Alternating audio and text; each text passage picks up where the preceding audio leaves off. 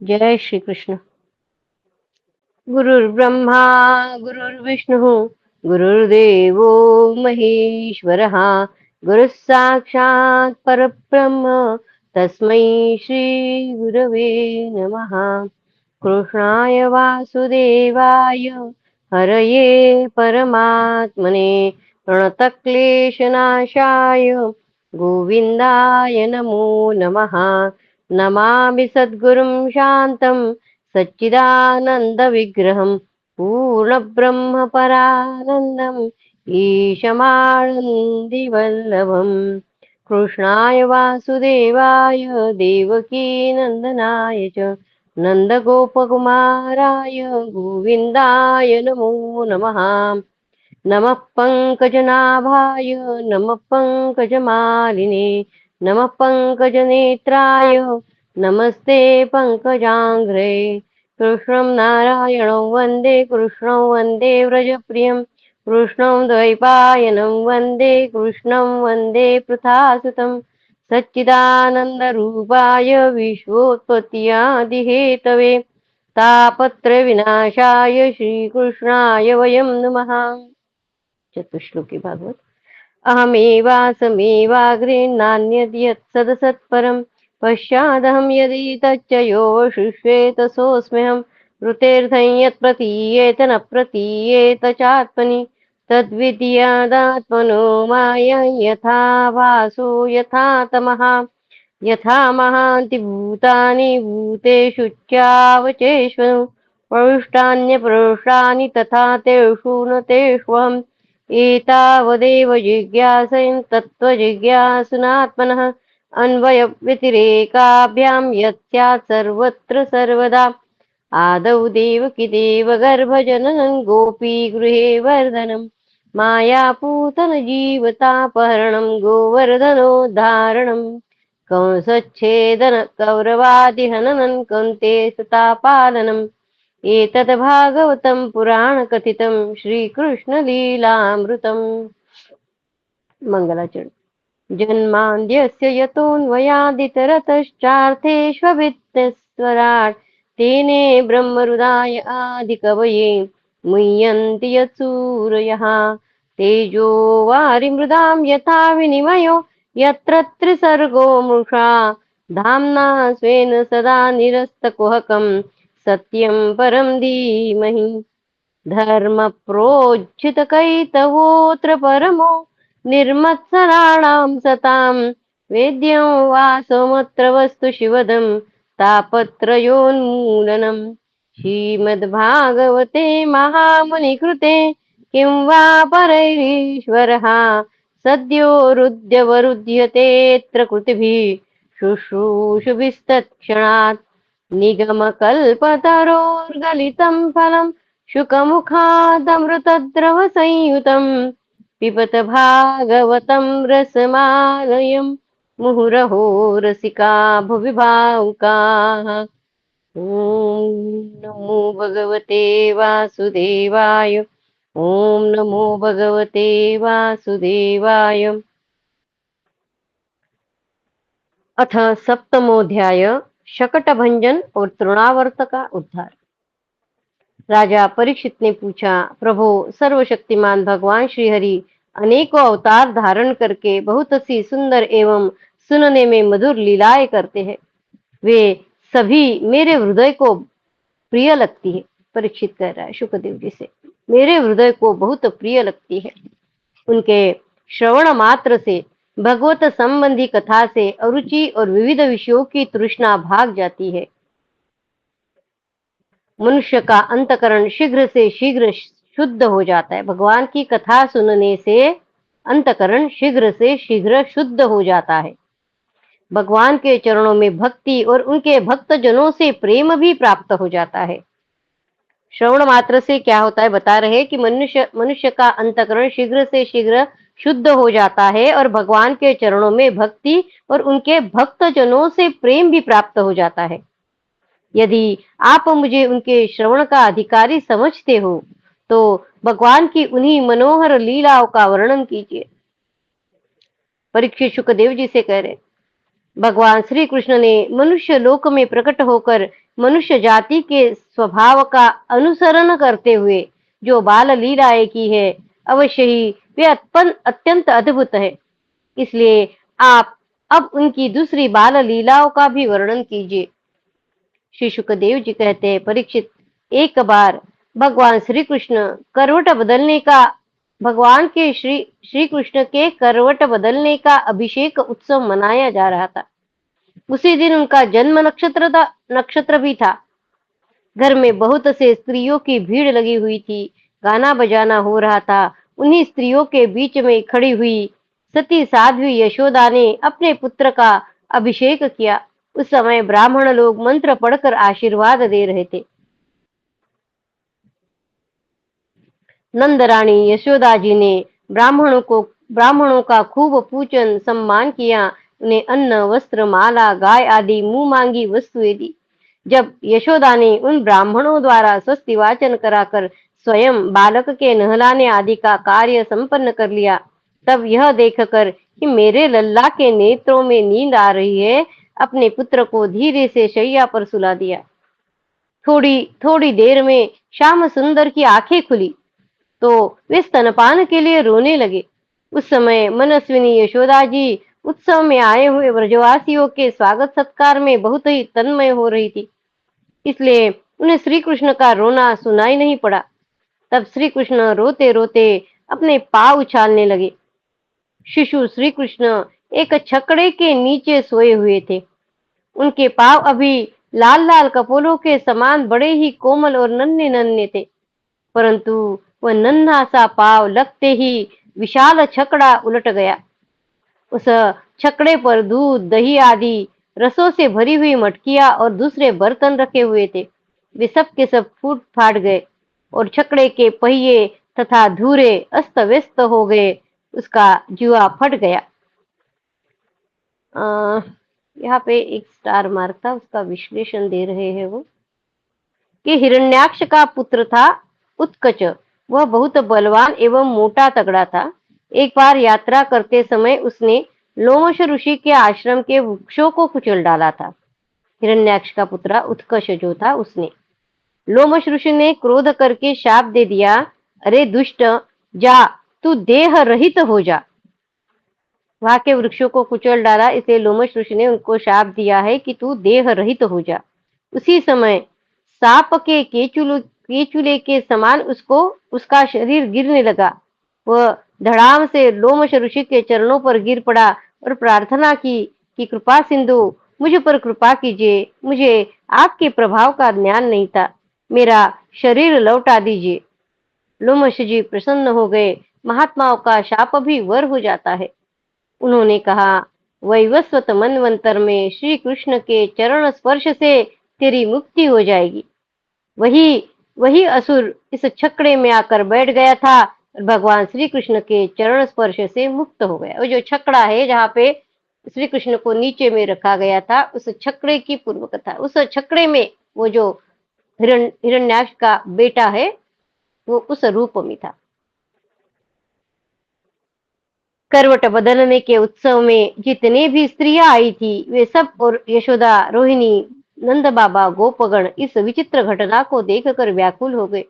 वे आपस में कहने लगे, अरे यह क्या हो गया? यह छकड़ा अपने आप कैसे उलट गया? वे इसका कोई कारण निश्चित न कर सके। वहां खेलते हुए बालकों ने और गोपों और गोपियों से कहा, गोप और गोपियों ने कहा, इस कृष्ण ने ही रोते रोते अपने पाव की ठोकर से इसे उलट दिया है, इसमें कोई संदेह नहीं है। परंतु गोपों ने उसे बालकों की बात मानकर उस पर विश्वास नहीं किया। ठीक ठीक ही है, वे गोप उस बालक के अनंत बल को नहीं जानते थे। यशोदा जी ने समझा कि किसी ग्रह आदि का उत्पात है। उन्होंने अपने रोते हुए लाडले को गोद में लेकर ब्राह्मणों से वेद मंत्रों के द्वारा शांति पाठ कराया और फिर वे उसे स्तन पिलाने लगी। बलवान गोपों ने छकड़े को फिर सीधा कर दिया। उस पर पहले की तरह सारी सामग्री रख दी गई। ब्राह्मणों ने हवन किया और दही, अक्षत, कुश तथा जल के द्वारा भगवान और उस चक्र की पूजा की, जो किसी के गुणों में दोष नहीं निकालते, झूठ नहीं बोलते, दंभ, ईर्ष्या और हिंसा नहीं करते तथा अभिमान से रहित है। उन सत्यशील ब्राह्मणों का आशीर्वाद कभी विफल नहीं होता। यह सोचकर नंद बाबा ने बालक को गोद में उठा लिया और ब्राह्मणों से साम, रुक और यजुर्वेद के मंत्रों द्वारा संस्कृत एवं पवित्र औषधियों से युक्त जल से अभिषेक कराया। उन्होंने बड़ी एकाग्रता से स्वस्त्ययन पाठ और हवन कराकर ब्राह्मणों को अति उत्तम अन्न का भोजन कराया। इसके बाद नंद बाबा ने अपने पुत्र की उन्नति और अभिवृद्धि की कामना से ब्राह्मणों को सर्वगुण संपन्न बहुत सी गव्ये दी। वे गव्ये वस्त्र, पुष्पमाला और सोने के हारों से सजी हुई थी। ब्राह्मणों ने उन्हें आशीर्वाद दिया। यह बात स्पष्ट है कि जो वेद वेत्ता और सदाचारी ब्राह्मण होते हैं, उनका आशीर्वाद कभी निष्फल नहीं होता। एक दिन की बात है, सती यशोदा जी अपने प्यारे लल्ला को गोद में लेकर दुलार रही थी। सहसा श्री कृष्ण चट्टान के समान भारी बन गए। वे उनका भार न सह सकी। उन्होंने भार से पीड़ित होकर श्री कृष्ण को पृथ्वी पर बैठा दिया। इस नई घटना से वे अत्यंत चकित हो रही थी।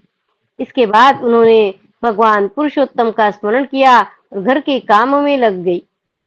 तृणावर्त नाम का एक दैत्य था। वह कंस का निजी सेवक था। कंस की प्रेरणा से ही बवंडर के रूप में वह गोकुल में आया और बैठे हुए बालक श्री कृष्ण को उड़ाकर आकाश में ले गया। उसने व्रज रज से सारे गोकुल को ढक दिया और लोगों की देखने की शक्ति हर ली। उसने अत्यंत भयंकर शब्द से 10 दिशाएं कांप उठी। सारा व्रज 2 घड़ी तक रज और तम से ढका रहा। यशोदा जी ने अपने पुत्र को जहां बैठा दिया था, वहां जाकर देखा तो श्री कृष्ण वहां नहीं थे।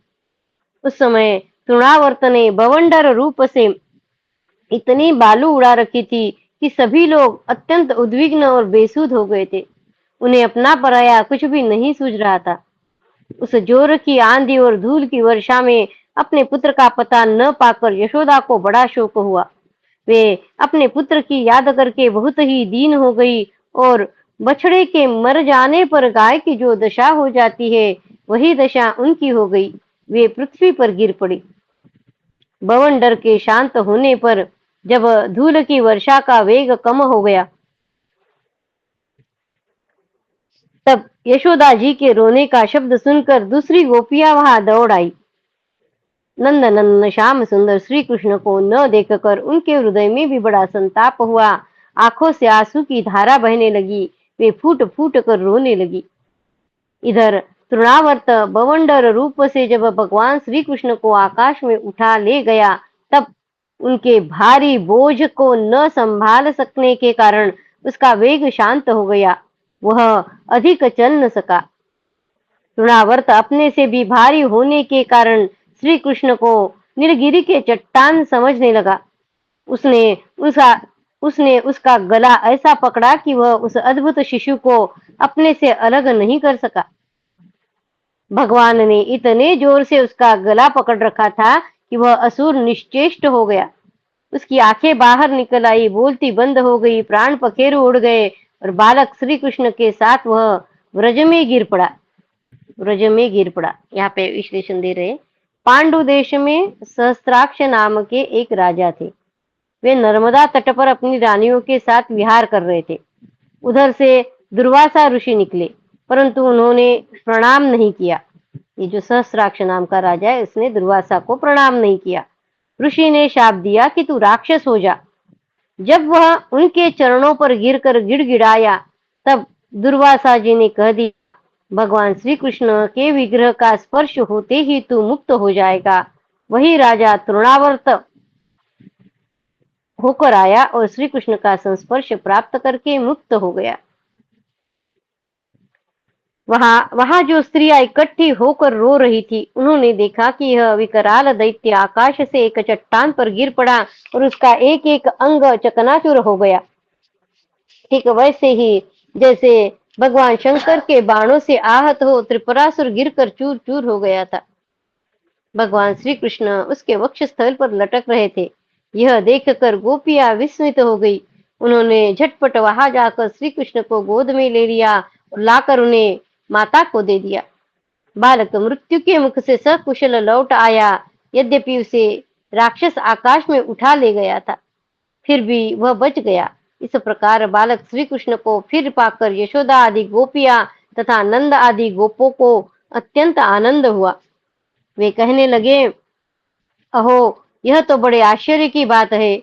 देखो तो सही, यह कितनी अद्भुत घटना घट गई। यह बालक राक्षस के द्वारा मृत्यु के मुख में डाल दिया गया था, परंतु फिर जीता जागता आ गया और उस हिंसक दुष्ट को उसके पाप ही खा गए। सच है, साधु पुरुष अपनी समता से ही संपूर्ण भयों से बच जाता है। साधु पुरुष अपनी समता से ही संपूर्ण भयों से बच जाता है। हमने ऐसा कौन सा तप, भगवान की पूजा, प्याऊ पौसला, कुआ बावली, बाग बगीचे आदि पूर्त, यज्ञ दान अथवा जीवों की भलाई की थी, जिसके फल से हमारा यह बालक मरकर भी अपने स्वजनों को सुखी करने के लिए फिर लौट आया। अवश्य ही यह बड़े सौभाग्य की बात है। जब नंद बाबा ने देखा कि महावन में बहुत सी अद्भुत घटनाएं घटित हो रही है, तब आश्चर्यचकित होकर उन्होंने वसुदेव जी की बात का बार बार समर्थन किया।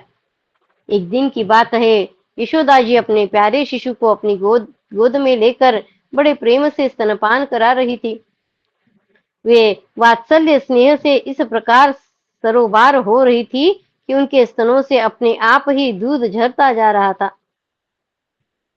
जब वे प्राय दूध पी चुके और माता यशोदा उनके रुचिर मुस्कान से युक्त मुख को चूम रही थी, उसी समय श्री कृष्ण को जम्भाई आ गई और माता ने उनके मुख में यह देखा। यहाँ पे भी विश्लेषण दिया है। स्नेहमयी जननी और स्नेह के सदा भूखे भगवान। उन्हें दूध पीने से तृप्ति नहीं होती थी। माँ के मन में शंका हुई, कहीं अधिक पीने से अपचन न हो जाए। प्रेम सर्वदा अनिष्ट की आशंका उत्पन्न करता है। प्रेम सर्वदा अनिष्ट की आशंका उत्पन्न करता है। श्री कृष्ण ने अपने मुख में विश्व रूप दिखाकर कहा, अरे मैया, तेरा दूध मैं अकेले नहीं पीता हूँ। क्योंकि उनको तृप्ति नहीं होती थी, कितना भी दूध पी ले। इसलिए भगवान बोल रहे हैं कि तेरा दूध मैं अकेले नहीं पीता हूँ, मेरे मुख में बैठकर संपूर्ण विश्व ही इसका पान कर रहा है। तू घबरावे मत। उसमें उसके मुख में क्या दिखा? उसमें आकाश, अंतरिक्ष, ज्योतिर्मंडल, दिशाएं, सूर्य, चंद्रमा, अग्नि, वायु, समुद्र, द्वीप, पर्वत, नदियां, वन और समस्त चराचर प्राणी स्थित है। परीक्षित, अपने पुत्र के मुंह में इस प्रकार सहसा सारा जगत देखकर मृग शावक नयनी यशोदा जी का शरीर कांप उठा। उन्होंने अपनी बड़ी बड़ी आंखें बंद कर ली। वे अत्यंत आश्चर्यचकित हो गई थी। अपनी आंखें बंद कर ली। वात्सल्यमयी यशोदा माता अपने लला के मुख में विश्व देखकर डर गई, परंतु वात्सल्य प्रेम रस भावित हृदय होने से उन्हें विश्वास नहीं हुआ। उन्होंने यह विचार किया कि यह विश्व का बखेड़ा लाला के मुंह में कहां से आया। हो न हो यह मेरी इन निगोड़ी आंखों की ही गड़बड़ी है। मानो इसी से उन्होंने अपने नेत्र बंद कर लिए। यशोदा जी ने नेत्र क्यों बंद कर लिए वो बता रहे। इति श्रीमद्भागवते महापुराणे पारमहंस्यायां संहितायां दशमस्कन्धे पूर्वार्धे तृणावर्तमोक्षो नाम सप्तमोऽध्यायः। कृष्णाय वासुदेवाय हरये परमात्मने प्रणतक्लेशनाशाय गोविन्दाय नमो नमः। ॐ नमो भगवते वासुदेवाय। ॐ नमो भगवते वासुदेवाय। अथाष्टमोऽध्यायः। नामकरण संस्कार और बाल लीला। श्री सुखदेव जी कहते हैं, परीक्षित, यदुवंशियों के कुल पुरोहित थे श्री गर्गाचार्य जी।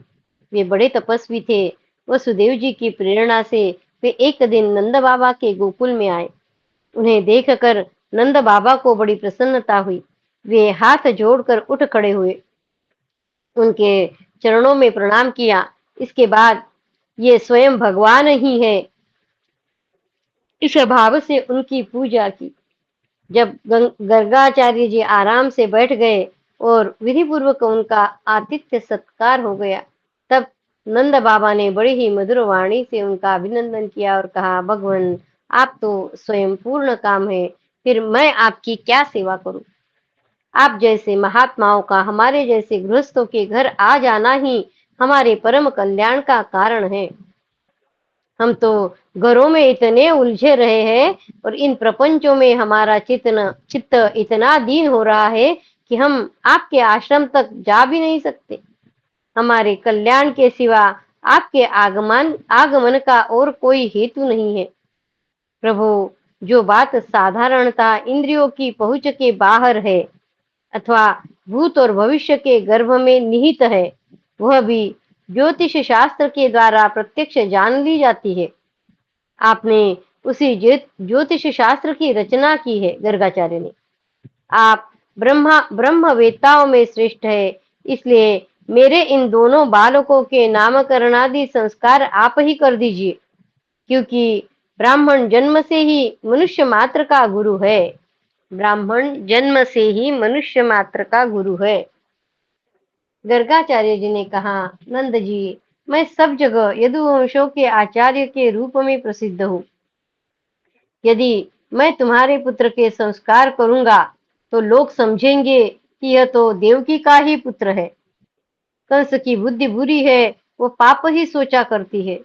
वसुदेव जी के साथ तुम्हारी बड़ी घनिष्ठ मित्रता है।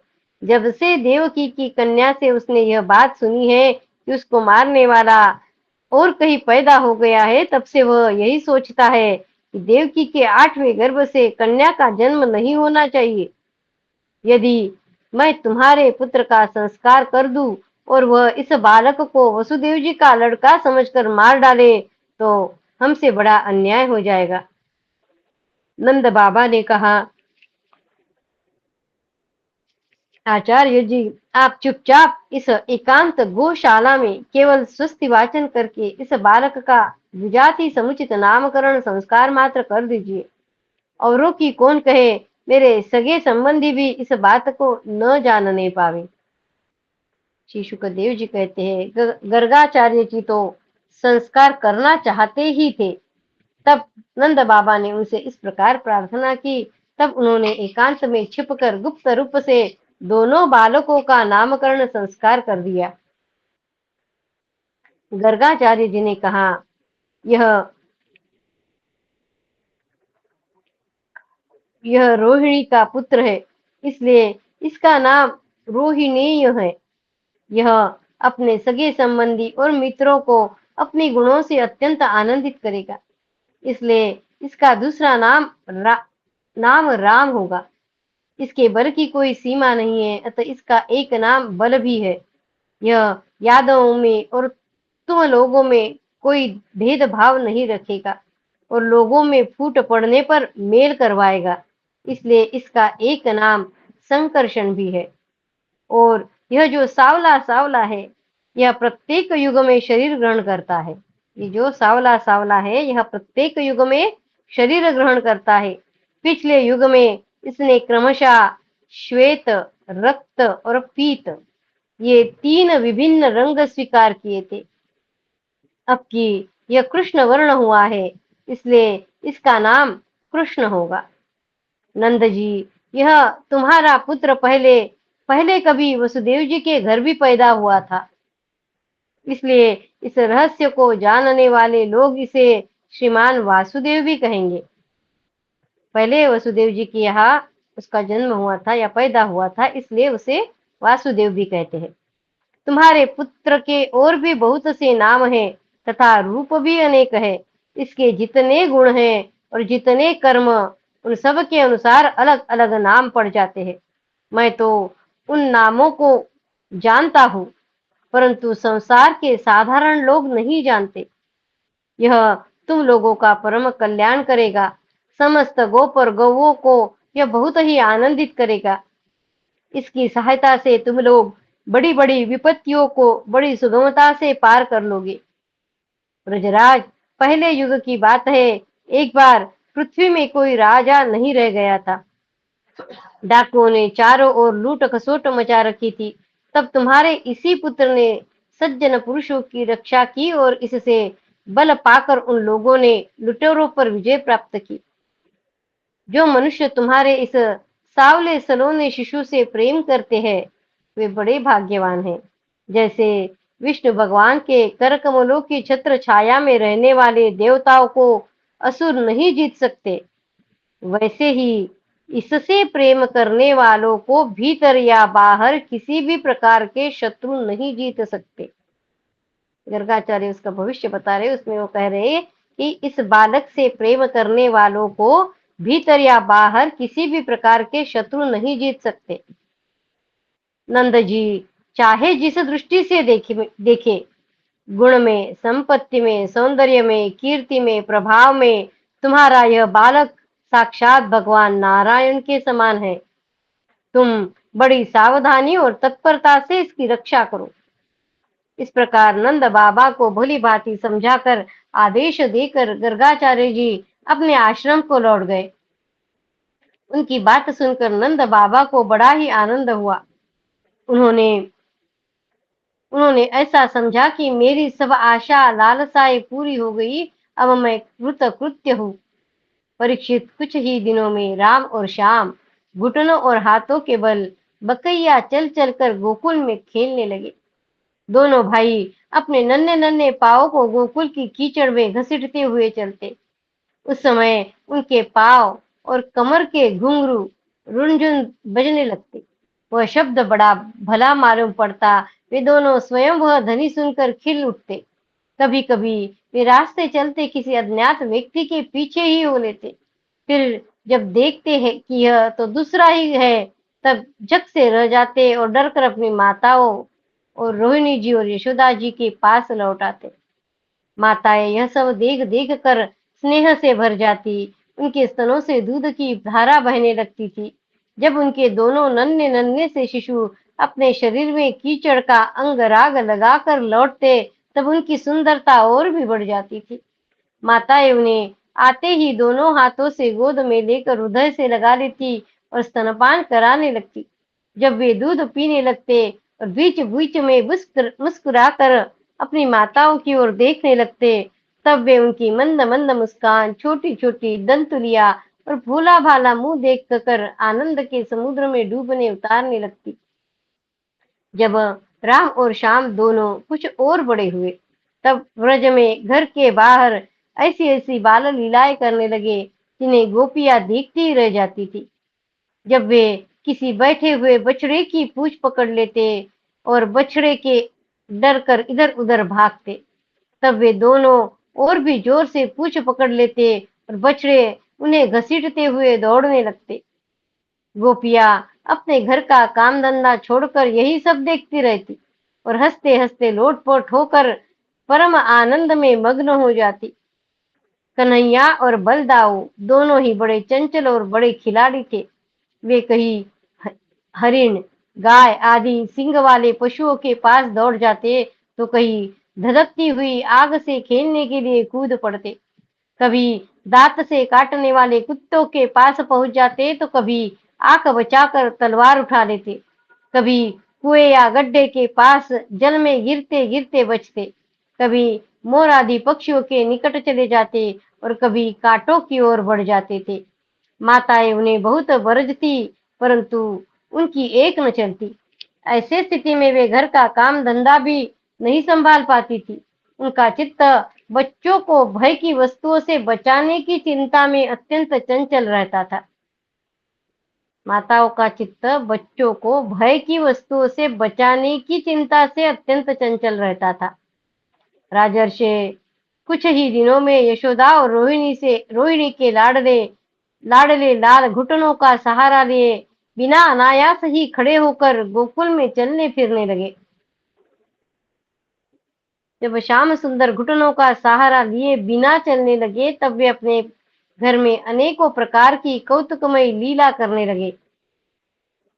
एक दिन सावरे सलोने व्रज राजकुमार श्री कन्हैया लाल जी ने अपने सूने घर में स्वयं ही माखन चुरा रहे थे।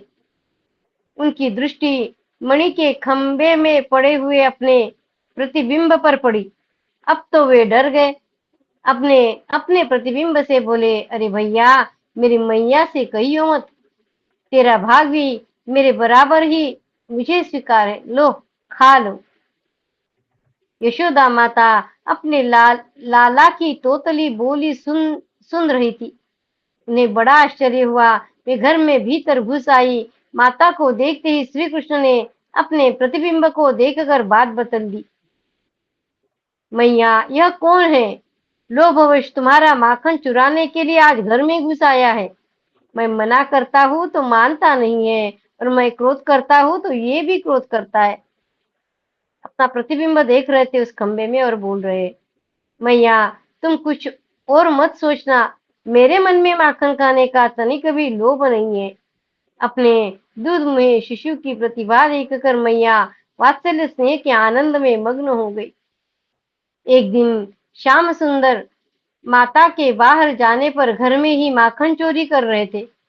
इतने में ही दैववश यशोदा जी लौट आई और अपने लाडले लाल को न देखकर पुकारने लगी, कन्हैया कन्हैया, अरे ओ मेरे बाप, कहाँ है, क्या कर रहा है? माता की यह बात सुनते ही माखन चोर श्री कृष्ण डर गए और माखन चोरी से अलग हो गए। फिर थोड़ी देर चुप रहकर यशोदा जी से बोले, मैया, रे मैया, यह जो तुमने मेरे कंकण में पद्मराग जड़ा दिया है, इसके लपट से मेरा हाथ जल रहा था, इसलिए मैंने इसे माखन के मटके में डालकर बुझाया था। माता यह मधुर मधुर कन्हैया की तोतली बोली सुनकर मुग्ध हो गई और आओ बेटा ऐसा कहकर लाला को गोद में उठा लिया और प्यार से चूमने लगी। एक दिन माता ने माखन चोरी करने पर श्याम सुंदर को धमकाया, डांटा, फटकारा, बस दोनों नेत्रों से आंसुओं की झड़ी लग गई। कर कमल से आंखें मलने लगे, ऊ करके रोने लगे, गला रुंध गया, मुंह से बोला नहीं जाता था। बस माता यशोदा का धैर्य टूट गया। अपने आंचल से अपने लाला कन्हैया का मुंह पोंछा और बड़े प्यार से गले लगाकर बोली, लाला, यह सब तुम्हारा ही है, यह चोरी नहीं है। एक दिन की बात है, पूर्ण चंद्र की चांदनी से मणिमय आंगन धुल गया था। यशोदा मैया के साथ गोपियों की गोष्ठ जुड़ रही थी। वही खेलते खेलते कृष्णचंद्र की दृष्टि चंद्रमा पर पड़ी। उन्होंने पीछे से आकर यशोदा मैया का घूंघट उतार लिया और अपने कोमल करों से उनकी चोटी खोलकर खींचने लगे और बार बार पीठ थपथपाने लगे। मैं लूंगा, तोतली बोली से इतना ही कहते। जब मैया की समझ में बात नहीं आई तब उसने स्नेहाल दृष्टि से पास बैठी ग्वालिनी को और देखा। अब वे विनय से प्यार से फुसलाकर श्री कृष्ण को अपने पास ले आई और बोली, लालन, तुम क्या चाहते हो? दूध? श्री कृष्ण, ना। क्या बढ़िया दही? ना। क्या खुरचन? ना। मलाई? ना। ताजा मक्खन? ना। ग्वालिनों ने कहा, बेटा रूठो मत, रो मत, जो मांगोगे सो देगी। श्री कृष्ण ने धीरे से कहा, घर की वस्तु नहीं चाहिए, और उंगली उठाकर चंद्रमा की ओर संकेत कर दिया। गोपिया बोली, ओ मेरे बाप, यह कोई माखन का लौंदा थोड़ी ही है, यह यह कैसे देगी? यह तो प्यारा प्यारा हंस आकाश आकाश के सरोवर में तैर रहा है। श्री कृष्ण ने कहा, मैं भी तो खेलने के लिए इस हंस को ही मांग रहा हूँ। शीघ्रता करो, पार जाने के पूर्व ही मुझे ला दो। अब और भी मचल गए। धरती पर पाँव पिटक पिटक कर और हाथों से गला पकड़ पकड़ कर दो दो कहने लगे और पहले से भी अधिक रोने लगे। दूसरी गोपियों ने कहा, बेटा राम राम, इन्होंने तुमको बहला दिया है। ये राजहंस नहीं है, यह तो आकाश में रहने वाला चंद्रमा है। श्री कृष्ण हट कर बैठे, मुझे तो यही दो, मेरे मन में इसके साथ खेलने की बड़ी लालसा है, अब भी दो, अब भी दो। जब बहुत रोने लगे तब यशोदा माता ने गोद में उठा लिया और प्यार करके बोली, मेरे प्राण, न यह राजहंस है न तो चंद्रमा, यह माखन ही, परंतु तुमको देने योग्य नहीं है। देखो, इसमें वह काला काला विष लगा हुआ है, इससे बढ़िया होने पर भी इसे कोई नहीं खाता है। श्री कृष्ण ने कहा, मैया मैया, इसमें विष कैसे लग गया? बात बदल गई। मैया ने गोद में लेकर मधुर मधुर स्वर से कथा सुनाना प्रारंभ किया। माँ बेटे बेटे में प्रश्नोत्तर होने लगा। यशोदा बोली, लाला, एक क्षीर सागर है। श्री कृष्ण, मैया, वह कैसा है? उनका संभाषण है, यशोदा का और लाला का। बेटा, यह जो तुम दूध देख रहे हो, इसी का एक समुद्र है। श्री कृष्ण, मैया, कितनी गायों ने दूध दिया होगा, तब जाके समुद्र बना होगा। यशोदा, कन्हैया, वो गाय का दूध नहीं है। श्री कृष्ण, अरे मैया, तू मुझे बहला रही है, भला बिना गाय के दूध कैसे? यशोदा, वत्स, जिसने गायों गायों में दूध बनाया है, वह गाय के बिना भी दूध बना सकता है। जिसने गायों में दूध बनाया है, वह गाय के बिना भी दूध बना सकता है। श्री कृष्ण, मैया, वह कौन है? यशोदा, वह भगवान है, परंतु उनके पास कोई जा नहीं सकता, अथवा उनके पास कोई जा नहीं सकता। श्री कृष्ण, अच्छा ठीक है, आगे कहो। यशोदा, एक बार देवता और दैत्यों में लड़ाई हुई थी। असुरों को मोहित करने के लिए भगवान ने क्षीर सागर को मथा, मंदराचल की रई बनाई, वासुकी नाग की रस्सी, एक और देवता लगे, दूसरी ओर दानव। श्री कृष्ण, जैसे गोपियां दही मथती है वैसे? यशोदा, हाँ बेटा, उसी से कालकूट नाम का विष पैदा हुआ। श्री कृष्ण, मैया, विष तो सांपों में होता है, दूध में कैसे निकला? यशोदा, बेटा, जब शंकर भगवान ने वही विष पी लिया, तब उसकी जो फुइया धरती पर गिर पड़ी, उन्हें पीकर सांप विषधर हो गए। जो कालकूट विष निकला समुद्र मंथन से, जब शंकर भगवान ने वह विष पी लिया, तब उसकी जो फुइया धरती पर गिरी, उसको पीकर सांप विषधर हो गए। भगवान की ऐसी लीला है, जिससे दूध से विष निकला। यशोदा, बेटा, चंद्रमा की ओर दिखाकर, यह मक्खन भी उसी से निकला है, इसलिए थोड़ा सा विष इसमें भी लग गया है। देखो देखो, इसी को लोग कलंक कहते हैं। सो मेरे प्राण, तुम घर का ही मक्खन खाओ। कथा सुनते सुनते श्याम सुंदर की आंखों में नींद आ गई और मैया ने उन्हें पलंग पर सुला दिया। ये ब्रजवासियों के कन्हैया स्वयं भगवान हैं, परम सुंदर और परम मधुर। अब वे और बलराम अपनी ही उम्र के ग्वाल बालों को अपने साथ लेकर खेलने के लिए व्रज में निकल पड़ते और व्रज की भाग्यवती गोपियों को निहाल करते हुए तरह तरह के खेल खेलते। उनकी बचपन की चंचलताएं बड़ी ही अनोखी होती थी। गोपियों को तो वे बड़ी ही सुंदर और मधुर लगती। एक दिन सब की सब इकट्ठी होकर नंद बाबा के घर आई और यशोदा माता को सुना सुना कर कन्हैया की करतूतें कहने लगी। अरे यशोदा, यह तेरा कान्हा बड़ा नटखट हो गया है। गाय धोने का समय न होने पर भी यह बछड़ों को खोल देता है और हम डांटती है तो ठठा ठठा कर हंसने लगता है। यह चोरी के बड़े बड़े उपाय करके हमारे मीठे मीठे दही दूध चुरा चुरा कर खा जाता है। केवल अपने ही खाता तो भी एक बात थी, यह तो सारा दही दूध वानरों को भी बांट देता है, और जब वे भी पेट भर जाने के जाने पर नहीं खा पाते, तब यह हमारे मटकों को ही फोड़ डालता है। यदि घर में कोई वस्तु इसे नहीं मिलती, तो यह घर और घर वालों को बहुत खिजाता है और हमारे बच्चों को रुलाकर भाग जाता है। जब हम दही दूध को छीकों पर रख देती है और इसके छोटे छोटे हाथ वहां तक नहीं पहुंच पाते, तब यह बड़े बड़े उपाय रचता है। कहीं दो चार पीढ़ों को एक ऊपर एक रख देता है, कहीं उखल पर चढ़ जाता है, कहीं उखल पर पीढ़ा रख देता है, कभी कभी तो अपने किसी साथी के कंधे पर ही चढ़ जाता है।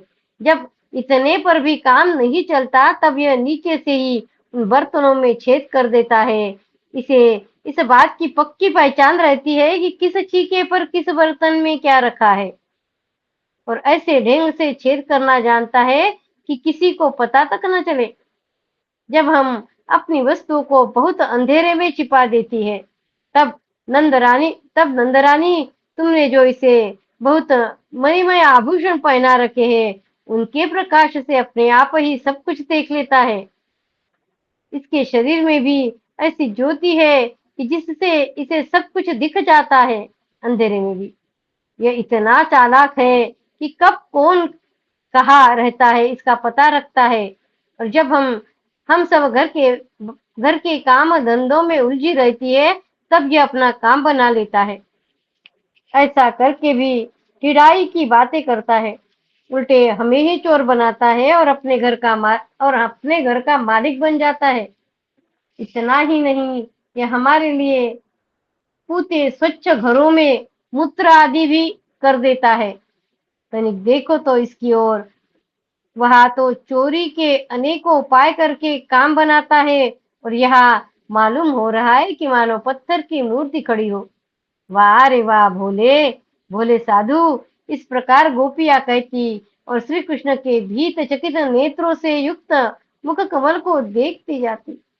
उनकी यह दशा देखकर नंद रानी यशोदा जी उनके मन का भाव ताड़ लेती, और उनके हृदय में स्नेह और आनंद की बाढ़ आ जाती। वे इस प्रकार हंसने लगती कि अपने लाडले कन्हैया को इस बात का उल्हाना भी न दे पाती, डांटने की बात तक नहीं सोच पाती। यहाँ पे एक स्टार मार्कर उसका विश्लेषण की डांटने की बात नहीं सोच पाती यशोदा। भगवान की लीला पर विचार करते समय यह बात स्मरण रखनी चाहिए कि भगवान का लीला धाम, भगवान के लीला पात्र, भगवान का लीला शरीर और उनकी लीला प्राकृत नहीं होती। भगवान में देह और देही का भेद नहीं है। महाभारत में आया है, श्लोक दिया है महाभारत का, परमात्मा का शरीर भूत समुदाय से बना हुआ नहीं होता, तो मनुष्य श्री कृष्ण परमात्मा के शरीर को भौतिक जानते मानते हो।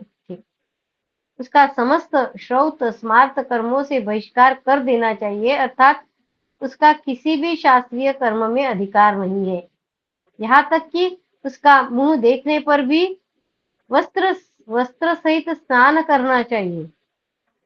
श्री भागवत में ही ब्रह्मा जी ने भगवान श्री कृष्ण की स्तुति करते हुए कहा है, आपने मुझ पर कृपा करने के लिए ही ये स्वेच्छामय सच्चिदानंद स्वरूप प्रकट किया है। यह पांच भौतिक कदापि नहीं है। भगवान का जो शरीर है, जो देह लेकर वो आए हैं, वो पांच भौतिक नहीं है, ये समझा रहे हैं। इससे यह स्पष्ट है कि भगवान का सभी कुछ अप्राकृत होता है। इसी प्रकार यह माखन चोरी की लीला भी अप्राकृत और दिव्य है। यदि भगवान के नित्य परम धाम में अभिन्न रूप से नित्य निवास करने वाली नित्य सिद्धा गोपियों की दृष्टि से न देखकर केवल साधन सिद्धा गोपियों के दृष्टि से देखा जाए, तो भी इनकी तपस्या इतनी कठोर थी, उनकी लालसा इतनी अनन्य थी, उनका प्रेम इतना व्यापक था और उनकी लगन इतनी सच्ची थी कि भक्तवांच कल्पतरु प्रेम रसमय भगवान उनके इच्छानुसार उन्हें सुख पहुंचाने के लिए माखन चोरी की लीला करके उनकी इच्छित पूजा ग्रहण करे, चिर हरण करके उनका रहसा व्यवधान का पर्दा भी उठा दे और रास लीला करके उनको दिव्य सुख पहुंचाए, तो कोई बड़ी बात नहीं है। भगवान की नित्य चिदानंदमयी गोपियों के अतिरिक्त बहुत सी ऐसी गोपियां और भी थी, जो अपनी महान साधना के फलस्वरूप भगवान की मुक्त जन वांछित सेवा करने के लिए गोपियों के रूप में अवतीर्ण हुई थी। इनमें से कुछ पूर्व जन्म की देव कन्याएं थी। ये जो गोपियां है, इनमें से कुछ पूर्व जन्म की देव कन्याएं थी, कुछ श्रुतियां थी, कुछ तपस्वी ऋषि थे और कुछ अन्य भक्त जन थे। इनकी कथाएं विभिन्न पुराणों में मिलती है। श्रुति रूपी गोपियां जो नेति नेति के द्वारा निरंतर परमात्मा का वर्णन करते रहने पर भी उन्हें साक्षात रूप से प्राप्त नहीं कर सकती, गोपियों के साथ भगवान के दिव्य रसमय विहार की बात जानकर गोपियों की उपासना करती है और अंत में स्वयं गोपी रूप में परिणत होकर भगवान श्री कृष्ण को साक्षात अपने प्रियतम रूप से प्राप्त करती है। इनमें मुख्य श्रुतियों के नाम है उद्गीता, सुगीता, कलगीता, कलकंठिका और विपंच आदि। भगवान के श्री राम अवतार में उन्हें देखकर मुग्ध होने वाले, अपने आप को उनके स्वरूप सौंदर्य पर न्यौछावर कर देने वाले सिद्ध ऋषिगण जिनकी प्रार्थना से प्रसन्न होकर भगवान ने उन्हें गोपी होकर प्राप्त करने का वर दिया था। राम अवतार में जो ऋषि मुनि थे, जो भगवान के सौंदर्य पर न्यौछावर हो रहे थे, जैसे उनकी प्रार्थना से प्रसन्न होकर भगवान ने उनको गोपी होकर फिर से प्राप्त किया। ब्रज में गोपी रूप से अवतीर्ण हुए थे।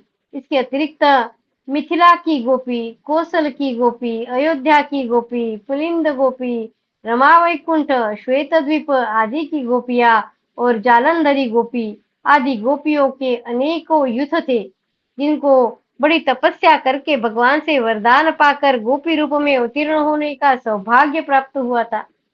पद्म पुराण के पाताल खंड में बहुत से ऐसे ऋषियों का वर्णन है, जिन्होंने बड़ी कठिन तपस्या आदि करके अनेकों कल्पों के बाद गोपी स्वरूप को प्राप्त किया है। कठिन तपस्या करने के बाद अनेक कल्पों के बाद गोपी स्वरूप को प्राप्त किया है। उनमें से उग्रतपा नाम के ऋषि थे। वे अग्निहोत्री और बड़े दृढ़व्रती थे। उनकी तपस्या अद्भुत। कौन कौन गोपी, यानी कौन कौन ऋषि कौन सी गोपी बनकर आए हैं? उग्रतपा नाम के ऋषि थे। वे अग्निहोत्री और बड़े दृढ़व्रती थे। उनकी तपस्या अद्भुत थी। उन्होंने पंचादशाक्षर मंत्र का जाप और रसोन्मत्त नव किशोर श्याम सुंदर श्री कृष्ण का ध्यान किया था। 100 कल्पों के बाद वे सुनंद नामक गोप की कन्या सुनंदा हुए। उग्रतपा नाम के ऋषि सुनंदा हुए। एक सत्यतपा नाम के मुनि थे। वे सूखे पत्तों पर रहकर दशाक्षर मंत्र का जाप और श्री राधा जी के दोनों हाथ पकड़कर नाचते हुए श्री कृष्ण का ध्यान करते थे। 10 कल्प के बाद वे सुभद्र नामक गोप की कन्या सुभद्रा हुए। तीसरा, हरिधामा नाम के एक ऋषि थे। वे निराहार रहकर क्लीम काम बीज से युक्त विंशाक्षरी मंत्र का जाप करते थे और माधवी मंडप में कोमल कोमल पत्तों की शैया पर लेटे हुए युगल सरकार का ध्यान करते थे। 3 कल्प के पश्चात वे सारंग नामक गोप के घर में रंगवेणी नाम से अवतीर्ण हुए। जाबाली नाम के एक ब्रह्मज्ञानी ऋषि थे। उन्होंने एक बार विशाल वन में विचरते विचरते एक जगह बहुत बड़ी बावली देखी। उस बावली के पश्चिम तट पर बड़ के नीचे एक तेजस्विनी युवती स्त्री कठोर तपस्या कर रही थी। वह बड़ी सुंदर थी। चंद्रमा की शुभ किरणों के समान उसकी चांदनी चारों ओर छिटक रही थी। उसका बायां हाथ अपनी कमर पर था और दाहिने हाथ से वह ज्ञान मुद्रा धारण किए हुई थी। जाबाली की बड़ी नम्रता के साथ पूछने पर उस तापसी ने बताया, मैं ब्रह्म विद्या हूँ, जिसे बड़े बड़े योगी सदा ढूंढा करते हैं। मैं श्री कृष्ण के चरण कमलों के प्राप्ति के लिए इस घोर वन में उन पुरुषोत्तम का ध्यान करती हुई दीर्घ काल से तपस्या कर रही हूँ। मैं ब्रह्मानंद से परिपूर्ण हूँ। मेरी बुद्धि उसी आनंद से परितृप्त है, परंतु श्री कृष्ण का प्रेम मुझे अभी प्राप्त नहीं हुआ है, इसलिए मैं अपने को शून्य देखती हूँ। ब्रह्मज्ञानी जाबाली ने उसके चरणों पर गिरकर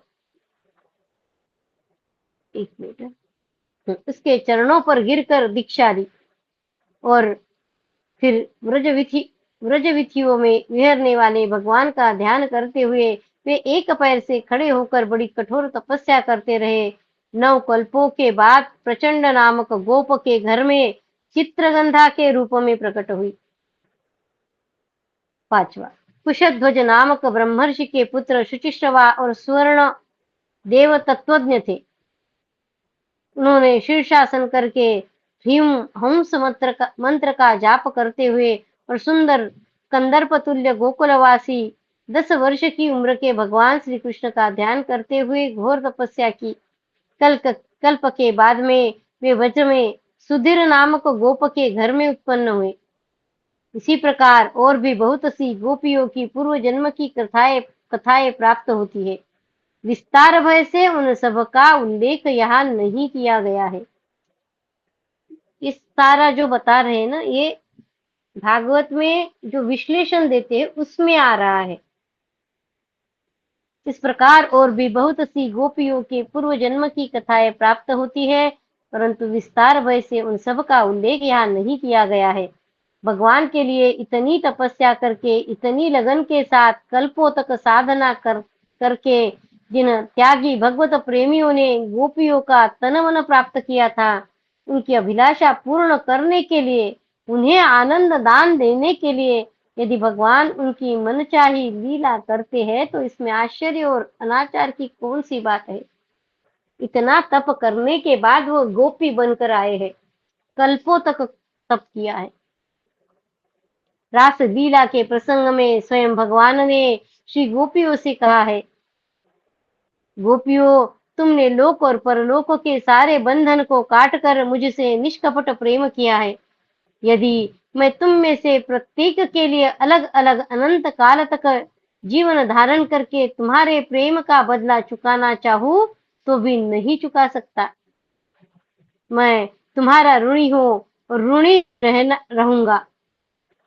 तुम मुझे अपने साधु स्वभाव से ऋण रहित मानकर और भी ऋणी बना दो, यही उत्तम है। सर्वलोक महेश्वर भगवान श्री कृष्ण स्वयं किन महाभागा गोपियों के ऋणी रहने चाहते हैं, उनकी इच्छा होने से पूर्व ही भगवान पूर्ण कर देते हैं। यह तो स्वाभाविक ही है। भला विचारिए तो सही, श्री कृष्ण गत प्राणा, श्री कृष्ण सभावितमति गोपियों के मन की क्या स्थिति थी। गोपियों का तन मन धन सभी कुछ प्राण प्रियतम श्री कृष्ण का था। वे संसार में जीती थी श्री कृष्ण के लिए, घर में रहती थी श्री कृष्ण के लिए और घर के सारे काम करती थी तो श्री कृष्ण के लिए। उनकी निर्मल और योगींद्र दुर्लभ पवित्र बुद्धि में श्री कृष्ण के सिवा अपना कुछ भी था नहीं।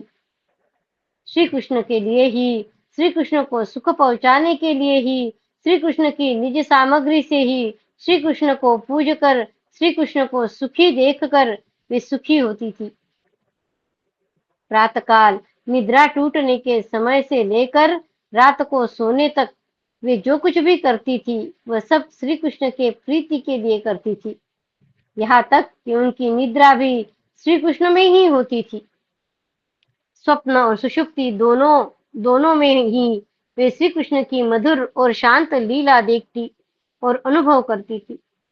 रात को दही जमाते समय श्याम सुंदर की माधुरी छवि का ध्यान करती हुई प्रेममयी प्रत्येक गोपी यह अभिलाषा करती थी कि मेरा दही सुंदर जमे। श्री कृष्ण के लिए उसे बिलोकर मैं बढ़िया सा और बहुत सा माखन निकालूं और उसे उतने ही ऊंचे छीके पर रखूं जितने पर श्री कृष्ण के हाथ आसानी से पहुंच सके। फिर तो मेरे प्राणधन श्री कृष्ण अपने सखाओं को साथ लेकर हंसते और क्रीड़ा करते हुए घर में पदार्पण करे, माखन लूटे और अपने सखाओं और बंदरों को लुटाए। आनंद में मत्त होकर मेरे आंगन में नाचे और मैं किसी कोने में छिपकर इस लीला को अपनी आंखों से देखकर जीवन को सफल करूं और फिर अचानक ही पकड़कर हृदय से लगा लूं। सूरदास जी ने गाया है। सूरदास जी क्या बोलते, एक दिन श्याम सुंदर कह रहे थे, मैया मुझे माखन भाता है, तुम मेवा पकवान के लिए कहती है, परंतु मुझे तो वे रुचते ही नहीं। वही पीछे एक गोपी खड़ी श्याम सुंदर की बात सुन रही थी। उसने मन ही मन कामना की, मैं कब इन्हें अपने घर का माखन खाते हुए देखूंगी। ये मथानी के पास जाकर बैठेंगे, तब मैं छिप रहूंगी। प्रभु तो अंतर्यामी है, गोपी के मन की बात जान गए। उसके और उसके घर पहुंचे तथा उसके घर का माखन खाकर उसे सुख दिया। उसे इतना आनंद हुआ कि वह फूली न समाई। दोहा दिया है। वह खुशी से छक कर फूली फूली फिरने लगी। आनंद उसके हृदय में समा नहीं रहा था। सहेलियों ने पूछा, अरे तुझे कहीं कुछ बड़ा धन मिल गया है क्या? वह तो यह सुनकर और भी प्रेम विभल हो गई। उसका रोम रोम खिल उठा। वह गदगद हो गई, मुंह से बोली नहीं निकली।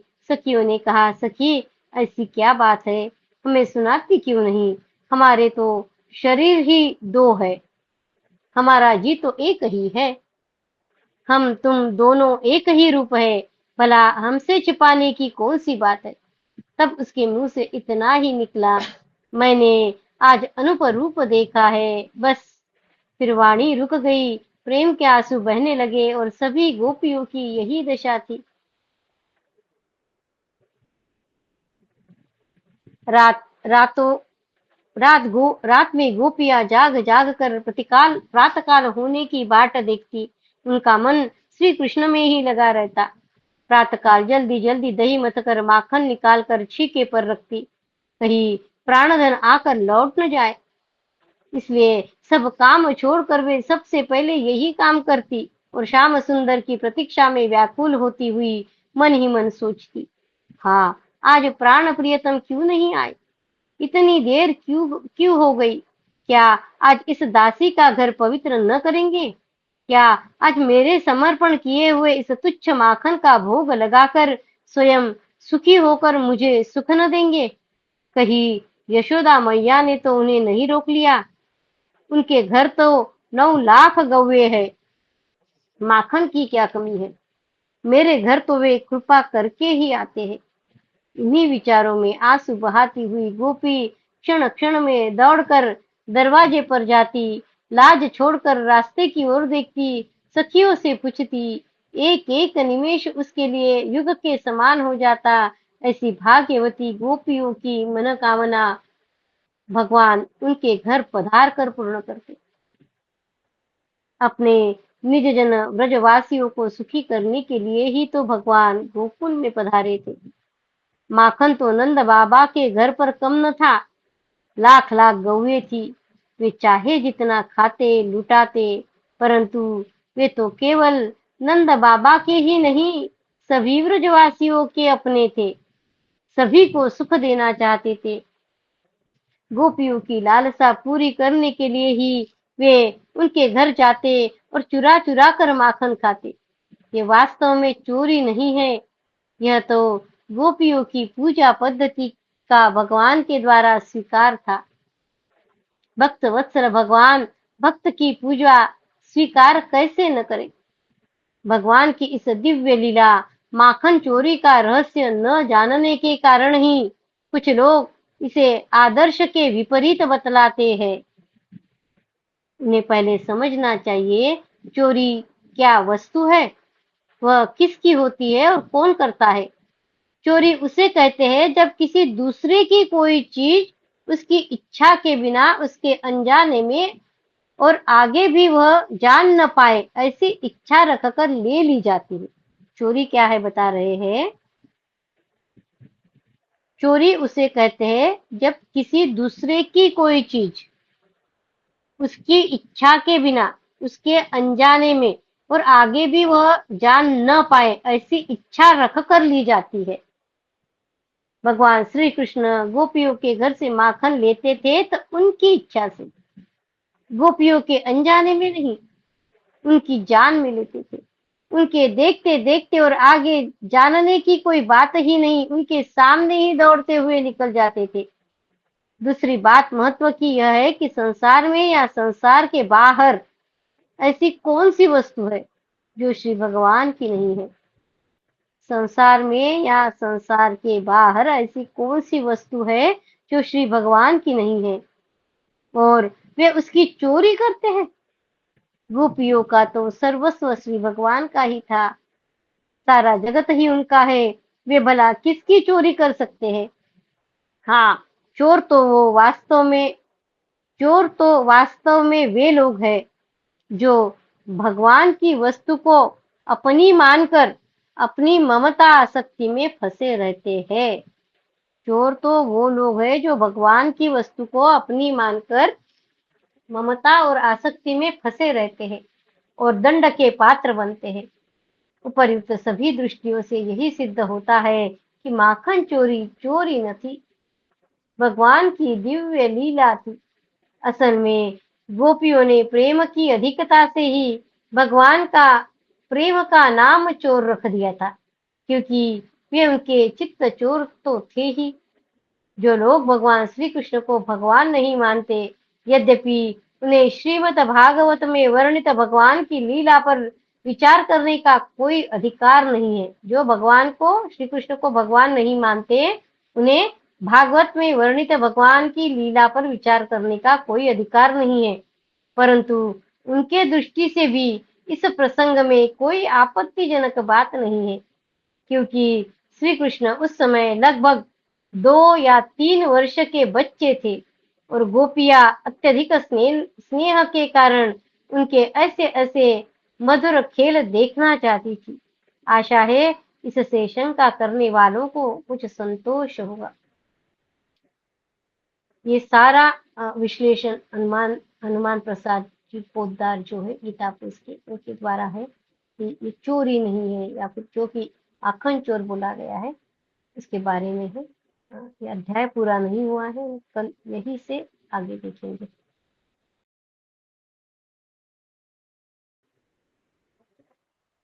कृष्णाय वासुदेवाय हरये परमात्मने प्रणतक्लेशनाशाय गोविन्दाय नमो नमः। ॐ नमो भगवते वासुदेवाय। ॐ नमो भगवते वासुदेवाय। भव भवे यथा भक्तिः पादयोस्तव जायते, तथा कुरुष्व देवेश नाथस्त्वं नो यतः प्रभो।